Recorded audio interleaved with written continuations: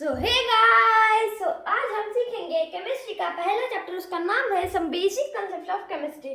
उसमें हम matter and it's classification के बारे में पढ़ेंगे, मतलब मैटर के बारे में पढ़ेंगे। ठीक है, हम बिल्कुल बेसिक से स्टार्ट करेंगे।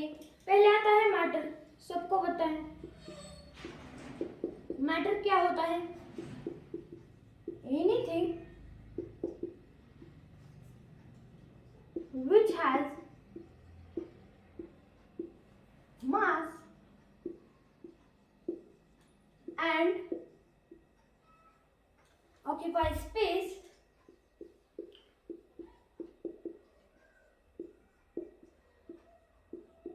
is called matter.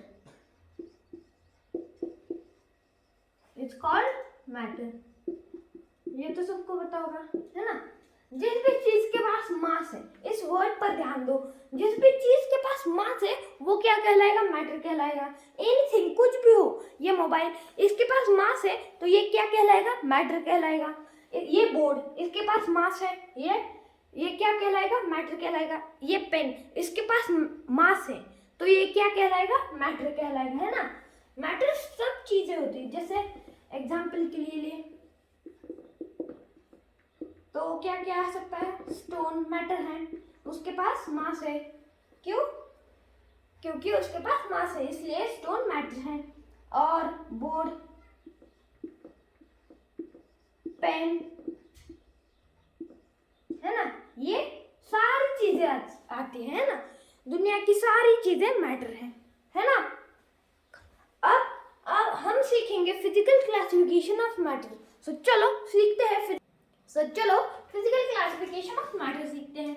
सबसे पहले इसमें आता है सॉलिड, मतलब इसमें मैटर के स्टेट से आते हैं। दूसरा लिक्विड,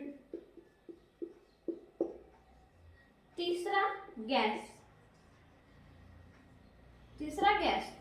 ठीक है? ये तीन स्टेट्स आते हैं मैटर के। ये मैटर के स्टेट्स है, मतलब ही फिजिकल क्लासिफिकेशन है मैटर के। ठीक है, सॉलिड मतलब सबको पता होगा, anything which has definite shape और definite volume is called solid. जिस भी चीज के पास डेफिनेट शेप है, डेफिनेट वॉल्यूम है, वो सॉलिड कहलाता है। Liquid, anything which has definite volume but not the definite shape is called liquid. जिस भी चीज के पास डेफिनेट वॉल्यूम होता है बट डेफिनेट शेप नहीं होता, उसका शेप बदलता है। अब पानी लेंगे हम, तो पानी का शेप बदलता है ना? अगर हम ग्लास से किसी भी कंटेनर में डाल दें तो पानी का शेप बदलेगा ना? इसलिए लिक्विड का शेप बदलता है, क्योंकि उसके मॉलिक्यूल्स दूर दूर होते हैं, ऐसे दूर होते हैं उसके मॉलिक्यूल्स। जैसे सॉलिड के मॉलिक्यूल्स ना बहुत चिपके हुए होते हैं, ऐसे बहुत दूर नहीं होते। गैस के तो बहुत दूर होते हैं, ऐसे होते, बहुत दूर होते हैं गैस की। इसलिए गैस मतलब उसके पास ना ही डेफिनेट वॉल्यूम होता है, ना ही डेफिनेट शेप होता है। उसको क्या कहते हैं? हम गैस कहते हैं। अब हम सीखेंगे कि मॉलिक्यूल और एटम में क्या डिफरेंस है। सो चलो सीखते हैं। पहले हम एटम और मॉलिक्यूल नहीं सीखेंगे, अब हम थर्मल एनर्जी सीखेंगे। क्या सीखेंगे? Thermal energy.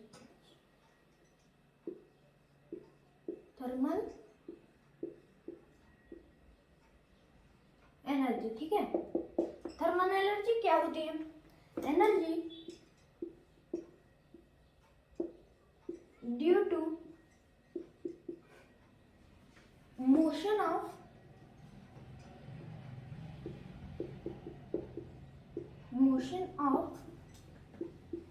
constituent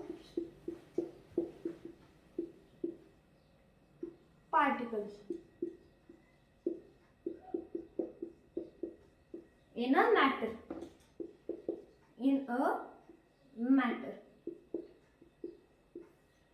Of their whole thermal energy due to motion of constituent particles in a matter. Energy, kinetic energy और थर्मल एनर्जी इक्वल नहीं होती।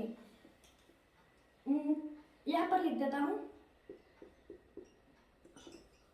Not equal to kinetic energy. Thermal energy कभी भी kinetic energy के equal नहीं होती, बराबर नहीं होते।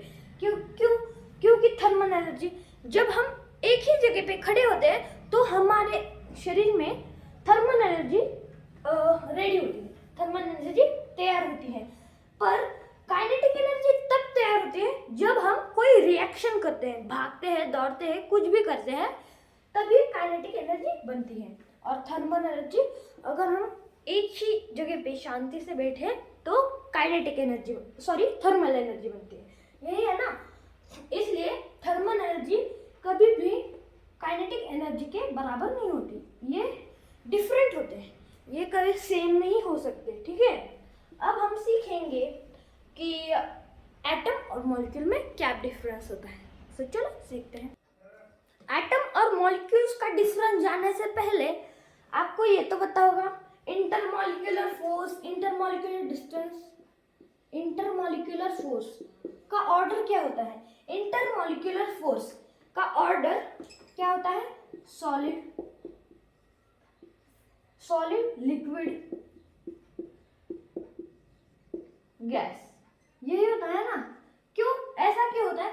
क्योंकि सॉलिड के मॉलिक्यूल्स बहुत चिपके हुए होते हैं ना, इसलिए सॉलिड के पास बहुत ज्यादा फोर्स होता है, और लिक्विड के मॉलिक्यूल्स दूर होते हैं, इसलिए उसके पास कम फोर्स होता है।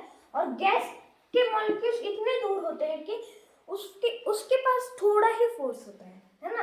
यही होता है ना इंटरमॉलिक्यूलर फोर्स का ऑर्डर, सॉलिड, लिक्विड, गैस। अब इंटरमॉलिक्यूलर डिस्टेंस का ऑर्डर क्या होता है? Liquid, sorry, gas, liquid and solid, ये होता है इंटरमॉलिक्यूलर डिस्टेंस का ऑर्डर। क्यों गैस का डिस्टेंस क्यों बड़ा होता है, सबसे ज्यादा होता है? क्योंकि गैस के मॉलिक्यूल्स बहुत दूर होते हैं और उनका डिस्टेंस जो होता है वो बहुत होता है, इसलिए गैस का डिस्टेंस बहुत होता है। लिक्विड का मीडियम होता है, सॉलिड का डिस्टेंस एकदम थोड़ा होता है ना। अब हम सीखेंगे एटम। अब एटम सीखते हैं, यहाँ पर ही सीखते हैं, ठीक है।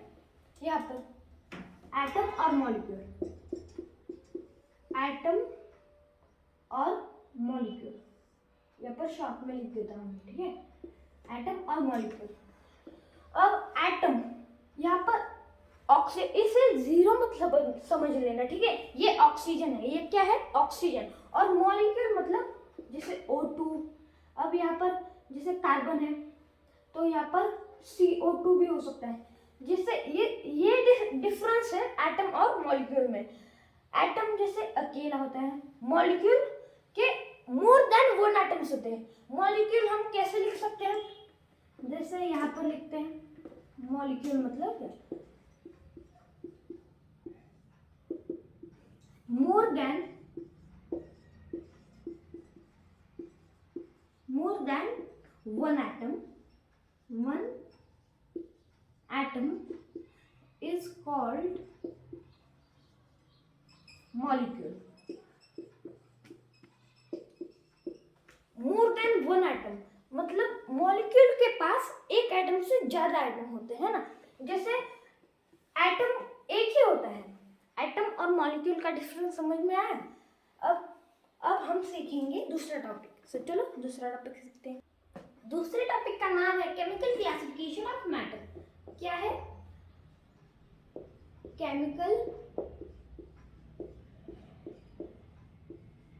Classification of matter. Chemical classification of matter, ठीक है। केमिकल क्लासिफिकेशन ऑफ मैटर में पहले आता है प्योर सब्सटेंस,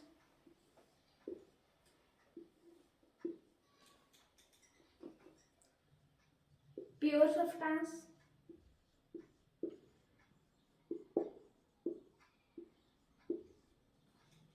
और फिर आता है मिक्सचर।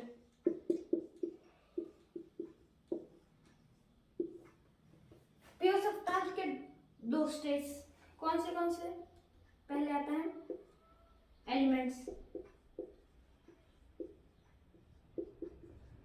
दूसरा कंपाउंड्स,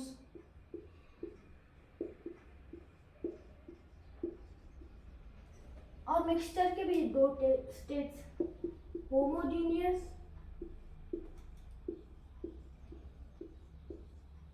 पहला, दूसरा हिट्रोजीनियस,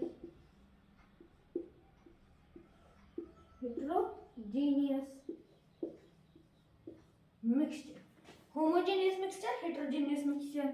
एलिमेंट्स के तीन स्टेट, पहला मेटल, दूसरा नॉन मेटल,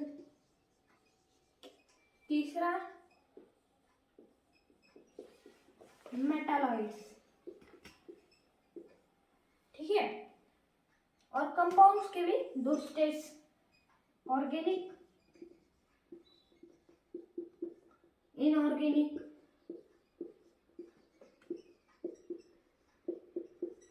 ऑर्गेनिक इनऑर्गेनिक, यही होते हैं ना, organic compound, inorganic compound, metal, non metal, metalloids. ठीक है, अब होमोजेनियस मिक्सचर, हेट्रोजेनियस मिक्सचर, ये तो सबको पता होगा, है ना, ये भी सबको पता होगा। होमोजेनियस, होमोजेनियस मतलब पूरी तरह से डिसॉल्व है। अगर हम सॉल्ट वाटर में मिक्स कर दें, अगर वो पूरी तरह से डिसॉल्व हो गया तो उसको क्या कहेंगे हम, होमोजेनियस मिक्सचर। और हेट्रोजेनियस मतलब अगर हमने शुगर डाली और वो पूरी तरह से डिसॉल्व नहीं हुई और थोड़ी रह गई शुगर, ठीक है, तो उसको क्या कहेंगे हम, हेट्रोजेनियस मिक्सचर। क्या कहेंगे, हेट्रोजेनियस मिक्सचर। सो चलो अब दूसरे टॉपिक के पास चलते हैं। अब हम सीखते हैं एटॉमिसिटी। किसी भी मॉलिक्यूल की एटॉमिसिटी कैसे निकालें। एटॉमिसिटी, कोई भी मॉलिक्यूल, ठीक है, कोई भी मॉलिक्यूल दिया है, समझो हमें दिया है CO2, ठीक है, सॉरी CO2, ठीक है, ये मॉलिक्यूल दिया है, कहा है कि हमें इस मॉलिक्यूल की एटॉमिसिटी निकालनी है। तो क्या करना है, एटॉमिसिटी मतलब total number of atoms. Atomicity मतलब क्या, टोटल नंबर ऑफ एटम्स। इस मॉलिक्यूल में कितने एटम्स हैं वो निकालना है हमें। कार्बन का एक भी एटम नहीं है, मतलब यहाँ पर एक है, एक भी एटम नहीं है, यहाँ पर अगर नंबर नहीं दिया है तो एक समझ लेना, ठीक है, कार्बन का एक, 1 प्लस ऑक्सीजन के 2 एटम प्लस 2 कितना हो जाएगा 3, मतलब इसकी एटॉमिसिटी कितनी है 3। बहुत इजी है ना। अब और एक मॉलिक्यूल लेते हैं, H2SO4, इसकी एटॉमिसिटी कैसे निकालेंगे, 2 एटम्स ऑफ हाइड्रोजन, हाइड्रोजन के कितने एटम है 2 एटम्स, 2 प्लस सल्फर का 1, यहाँ पर कोई भी नंबर नहीं है तो सल्फर का 1 ही होगा, प्लस 1 प्लस ऑक्सीजन के 4, कितना हो जाएगा 4 5 7 एटॉमिसिटी कितनी आई 7 आई, है ना। अब आप मुझे इसकी एटॉमिसिटी निकाल के दिखाओगे, ठीक है, कमेंट करो। C6H12O6, ठीक है, इस मॉलिक्यूल की एटॉमिसिटी ग्लूकोज C6H12O6। अब चलो चलते हैं दूसरे टॉपिक की तरफ। अब देखो मैटर, मैटर सीख लिया हमने। मैटर से डायरेक्ट एक तो मॉलिक्यूल निकलता है या फिर एटम निकलता है। पहले मॉलिक्यूल, फिर मॉलिक्यूल के अंदर एटम, ये तो सबको पता है ना। लेकिन कभी कभी मैटर से डायरेक्ट एटम भी निकल सकता है ना। तो एटम के अंदर और भी कुछ होता है ना। एटम के अंदर क्या क्या होता है, इलेक्ट्रॉन पहला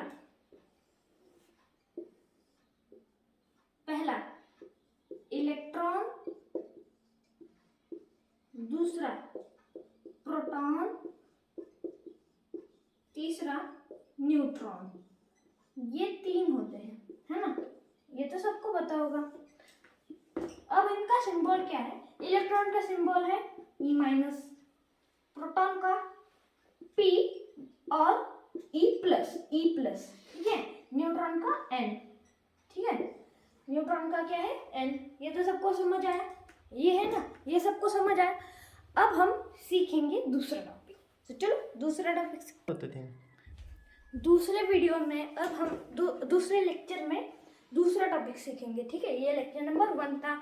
अब लेक्चर नंबर 2 में कुछ नया सीखेंगे, ठीक है। तब तक के लिए बाय।